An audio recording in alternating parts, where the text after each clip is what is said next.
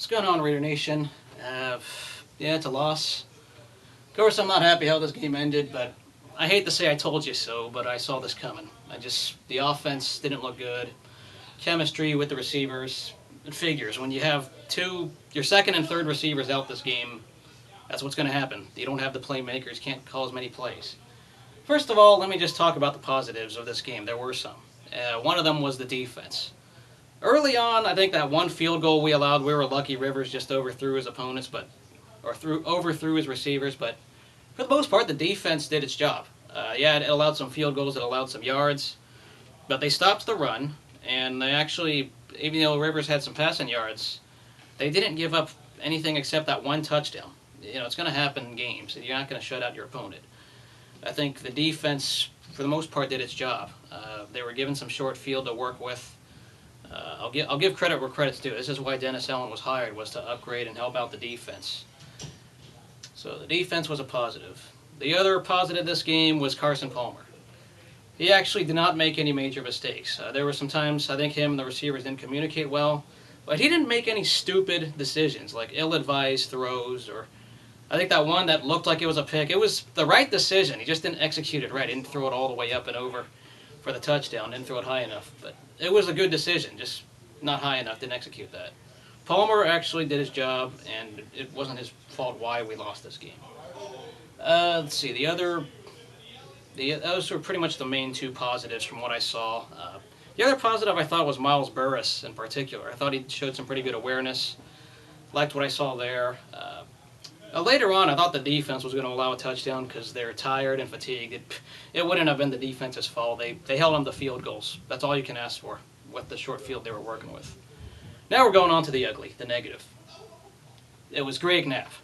This was a hire I was highly against, and like a lot of NFL fans have laughed at that hire, and it showed. Greg Knapp was a big negative to this game. The play calling was bad. All right, they're going to McFadden, and early on it looked okay, but then the Chargers made adjustments. They were saying, "Oh, stop McFadden and we win," and that's exactly what they were doing. Greg Knapp kept going to Darren McFadden, and it's like, "Come on, use your receivers. You have them. They may not be experienced, but you got to have faith in your receivers." And he didn't have that.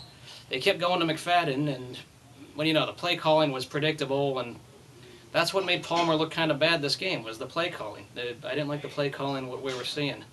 There were a couple times the offensive line collapsed, but it is what it is. I mean, the whole thing of look at McFadden and you stop them. That's what the Chargers were doing, and in the second half they understood that. Greg Knapp did not adjust his game plan on passing the ball more. The other negative, of course, was the special teams, and of course that's the blocking, and some of that goes to John Condo's injury and Travis Gaethel being put in, but don't blame this on Travis Gaethel for giving up 9 points field goals. Even if he didn't do that, we still couldn't score a touchdown for Jack. We couldn't score at all. This is all on Greg Knapp and all the play calling, and some of this was with the injuries. As I said, I lost faith when Denarius Moore and Jacoby Ford were already out before the game. I wasn't feeling it at all. I hate being injured. I really hate being injured. And it sucks. Ron Bartell had a few bad plays. I didn't like what I saw from him, but everyone else, they didn't look so bad. The defense did its job this game, and that was a positive.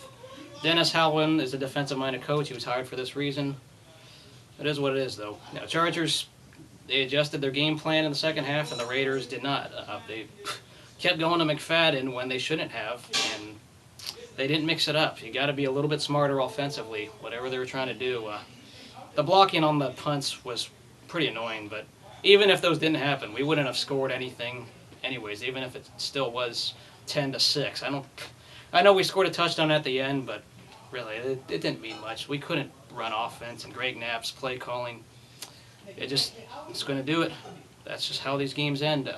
Going on to Miami, I think Miami's a beatable opponent, but I'll worry about that a little later. Raiders lose the opener, and I pretty much saw this coming. I wasn't feeling happy, and it showed. This offense and clicking with the receivers and play calling wasn't there. Just wasn't there. See you guys later. Let me know what you guys thought of this game. Congrats, Chargers. You were the better team in terms of defensively stopping McFadden. That's all you had to do. See you guys later. Despite what happened last night, there was one positive that happened, and that was the A's going 20 games over 500. First time in a while. Beat the Angels. Great pitching, Jared Parker.